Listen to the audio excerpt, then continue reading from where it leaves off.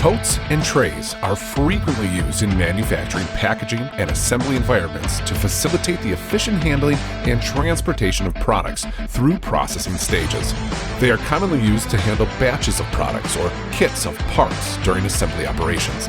Totes come in many different shapes and sizes in manufacturing applications and may be called line-side containers, handling trays, heavy-duty boxes, totes, or containers. Transporting totes or trays on a conveyor improves productivity, but there are unique design considerations to keep in mind when developing an application-specific solution for your facility, such as unique product movement and alignment requirements, accommodating different manual operations, and handling fragile products without being jostled.